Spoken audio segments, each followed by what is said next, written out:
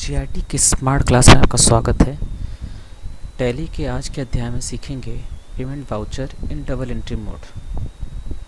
Payment voucher को double entry में mode में एंट्री करने से पहले हमें उसके फीचर्स को एक्टिवेट करना पड़ता है। डबल एंट्री मोड में एंट्री करने से पहले हमें टैली के गोल्डन रूल्स का विशेष ध्यान देना पड़ता है। अतः अगर आपको टैली का गोल्डन रूल्स नहीं आता तो एक बार आपको टैली के गोल्डन रूल्स को समझ लेना चाहिए, देन इस ट्रांजैक्शन की एंट्री करनी चाहिए, क्योंकि यहाँ पे क्रेडिट या डेबिट होने के एक नियम है जो कि टैली के गोल्डन रूल के अंतर्गत होता है। तो चलिए शुरू करते हैं payment voucher double entry mode. Double entry mode में एंट्री करने से पहले आपको गेटवे ऑफ टैली के अकाउंटिंग फीचर्स में पेमेंट वाउचर के कॉन्फ़िगरेशन में जाकर यूज सिंगल एंट्री मोड के ऑप्शन को नो कर देना है तथा use credit debit instead of two by के ऑप्शन को यस कर देना है। ये दोनों फीचर्स को यस करने के बाद ही आप डबल एंट्री मोड में एंट्री कर पाएंगे। तो आइए इसके लिए कुछ प्रैक्टिकल ट्रांजैक्शन देखते हैं।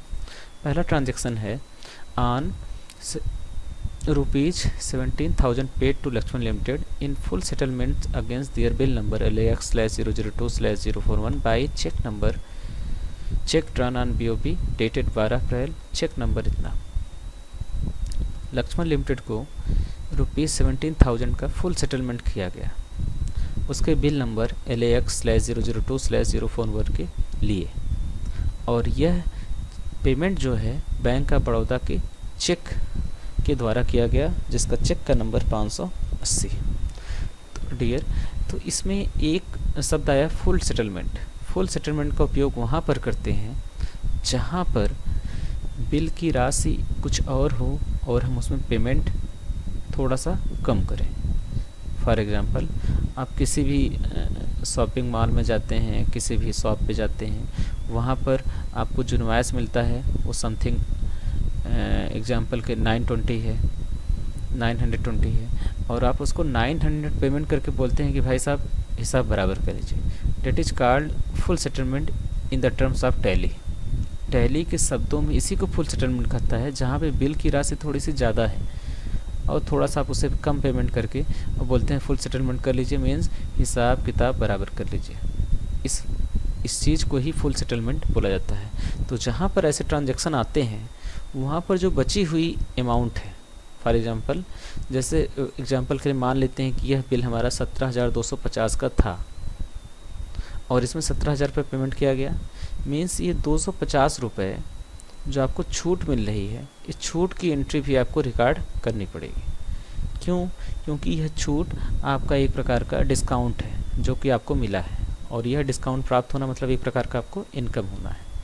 तो आइए इसका प्रैक्टिकल देखते हैं। तो सबसे पहले हम यहाँ पर अपनी कंपनी को ओपन करते हैं। कंपनी को ओपन करने के बाद हम आते हैं गेटवे ऑफ टैली में। गेटवे ऑफ टैली के अकाउंटिंग वाउचर में, अकाउंटिंग वाउचर में हमें यहाँ पे आ गए पेमेंट वाउचर में। अब डबल एंट्री मोड को एक्टिवेट करने के लिए हमें सबसे पहले कॉन्फ़िगरेशन में जाना है। कॉन्फ़िगरेशन में जाने के बाद सिंगल एंट्री मोड को नो कर देना है। तो नो पूरी लिखने की ज़रूरत नहीं, एन प्रेस करके इंटर कर दीजिए, नो हो जाएगा। फिर यहाँ पर यूज क्रेडिट डेबिट के ऑप्शन को यस कर देना है, और यहाँ पर आपको एक फीचर्स का ध्यान और देना है। वो फीचर्स कहलाता है आपका pre allocation of payment receipt and कंट्रा। Means bill के पेमेंट करने से पूर्व आप उस बिल को चेक कर लीजिए। ये फीचर्स आपको मिलेगा जब आप ये बटन प्रेस करेंगे तो यहाँ ऑप्शन आएगा pre allocate bill for payment receipt general voucher. इस ऑप्शन को यस करने से फ़ायदा ये होगा कि बिल की पेमेंट करने से पूर्व आपको दिखाया जाता है कि कौन सा बिल ये पेंडिंग है या नहीं है। तो प्री एलोकेट करने का मतलब होता है कि पेमेंट करने से पूर्व बिल का एक निरीक्षण करना, एक एलोकेशन करना, एक इंस्पेक्शन करना, ये है आपका प्री एलोकेशन कहलाता है। अब इसको हमने इंटर करके और एक्सेप्ट कर लिया, और ये हमारा सेव हो गया। अब सबसे पहले हमें यहाँ पर लिखना होता है डेबिट का शब्द आ रहा है, तो टैली के फर्स्ट रूल के अनुसार डेबिट द रिसीवर। तो पाने वाला यहाँ पर कौन है? पाने वाला इस केस में है लक्ष्मण लिमिटेड। इसलिए लक्ष्मण लिमिटेड के अकाउंट को हम यहाँ पे डेबिट में रखेंगे, लक्ष्मण लिमिटेड। अब यहाँ पर प्री एलोकेशन के फीचर्स को ऑन करने के बाद यहाँ आपको एक नई स्क्रीन आएगी। इसमें advance, again reference, new reference, on account. Advance का मतलब ये होता है जब हम किसी पार्टी को पहले से ही पेमेंट कर रहे हैं। अगेंस्ट रेफरेंस का मतलब होता है कि अगर किसी पार्टी का बकाया है, उस बकाए के लिए आप पेमेंट कर रहे हैं तो अगेंस्ट रेफरेंस में आएगा। न्यू रेफरेंस मतलब कोई नया पेमेंट है, और ऑन अकाउंट का मतलब कि आप उसके अकाउंट पे कोई डायरेक्ट एंट्री कर रहे हैं, एक ऐसा पेमेंट कर रहे हैं जिसका डिटेल आपके पास अवेलेबल नहीं है, बस आपको वो पेमेंट करना है। तो हम अगेंस्ट रेफरेंस में आएंगे और यहाँ पर हमें लक्ष्मण लिमिटेड के 2 बिल दिखाई देंगे, एक 041 का और एक 042 का। यहाँ जो पेमेंट किया जा रहा है वो 041 का है और इस बिल की अमाउंट है 17,250। तो ये पहले बिल को हम सेलेक्ट करके इंटर कर देंगे और यहाँ पर बिल की जो राशि है इसमें हम कोई भी चेंजेस नहीं करेंगे। क्यों? क्योंकि ये हमारे लिए फुल सेटलमेंट है। इंटर करके एक्सेप्ट कर देंगे। अगला पक्ष होगा हमारा सी, प्रेस करेंगे क्रेडिट का। अब इस बिल का पेमेंट हम किस माध्यम से कर रहे हैं, तो इसे हम बैंक ऑफ बड़ौदा के माध्यम से प्रेस कर रहे हैं, इसलिए बैंक ऑफ बड़ौदा यहाँ देने वाला हो गया और देने वाला हमेशा क्रेडिट में होता है, इसलिए बैंक ऑफ बड़ौदा। अब बैंक ऑफ बड़ौदा से कितना पेमेंट जा रहा है? 17,000 रुपये का, तो हम यहाँ पे भर देंगे 17,000 रुपये। अब यहाँ पर चेक और यहाँ पर चेक का नंबर भरना है। चेक का नंबर हमारे इस केस में है 14580, इंटर। अब क्रेडिट, जो बचा हुआ 250 है इसे हमें क्रेडिट में रखना होगा और इसके लिए हम एक नया लेजर बनाएंगे और वो लेजर बनेगा हमारा डिस्काउंट रिसीव्ड।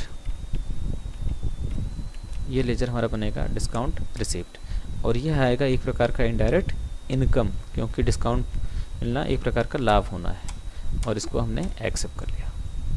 अब 250 रुपये की एंट्री हम इस यहाँ पर कर देंगे।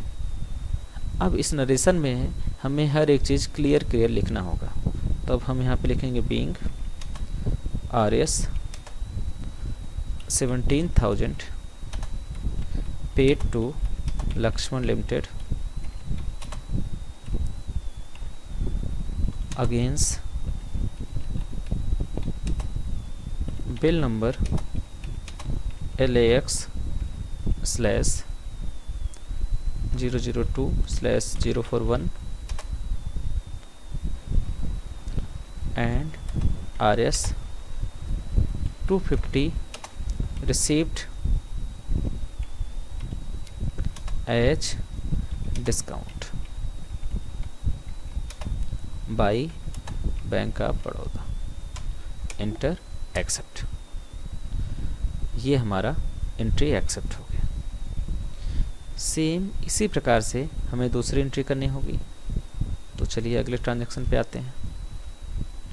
अगला ट्रांजैक्शन है रेंट पेड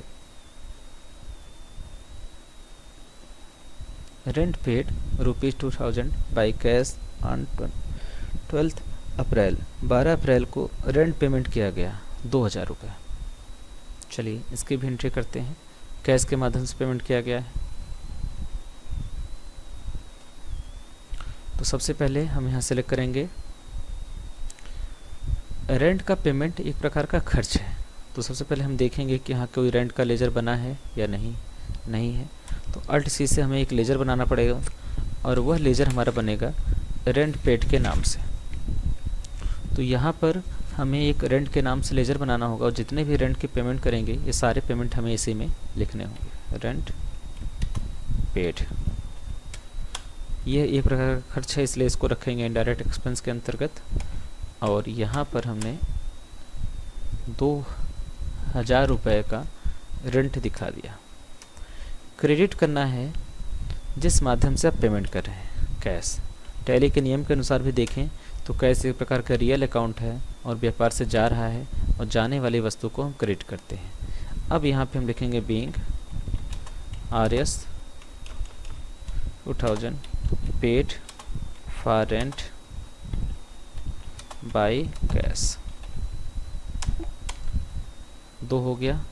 तीसरा ट्रांजैक्शन जो होगा वो हमारा है repair to furniture done on 13 April and wages paid for the same is ₹250। Next है फर्नीचर की रिपेयरिंग की गई 13 अप्रैल को और सेम इसके लिए वेजेस का पेमेंट किया गया ₹250 का। तो अगेन हम पेमेंट के वाउचर में आएंगे एंड यहाँ पर हमें एक बार ट्रांजैक्शन को अगेन देखते हैं।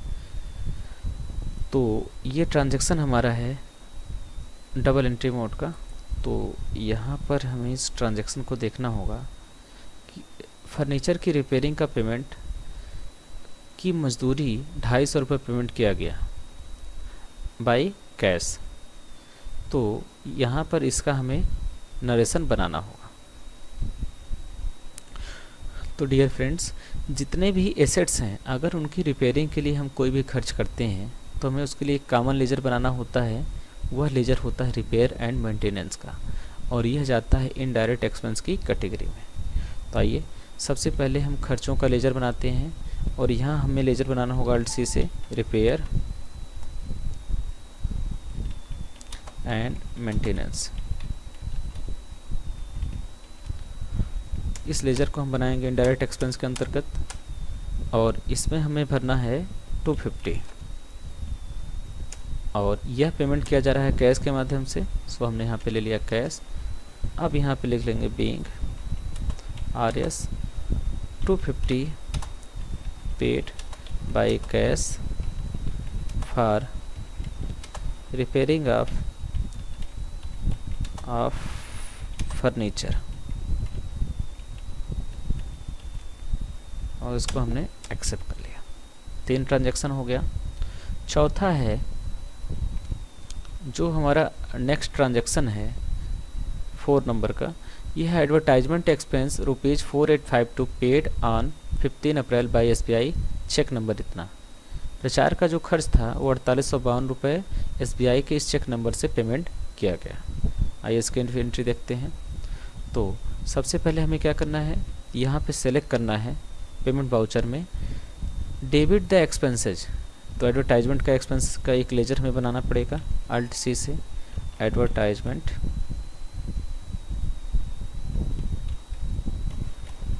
एक्सपेंस, एक प्रकार का इनडायरेक्ट एक्सपेंस 4852 क्रेडिट करना है। किस माध्यम से हम पेमेंट कर रहे हैं, SBI से। तो SBI को हमने सेलेक्ट कर लिया और यहाँ पे हमें चेक नंबर भरना होगा। चेक नंबर है 654189 और इसको सेव कर लिया।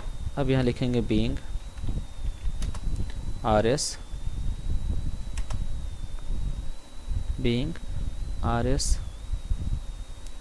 4852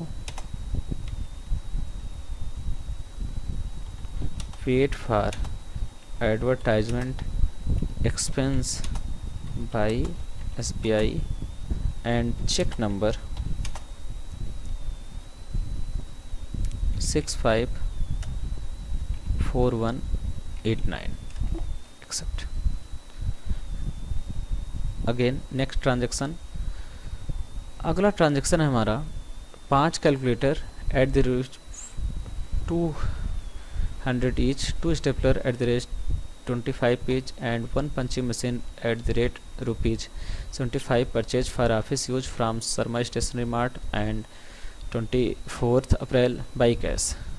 24 अप्रैल को कैश के द्वारा ये सारे गुड्स को ख़रीदा गया। तो यहाँ पे देखिए कैलकुलेटर्स भी हमारा करंट एसेट्स हैं, स्टेपलर भी करंट एसेट्स हैं एंड पंचिंग मशीन, ये सारे करंट एसेट्स हैं।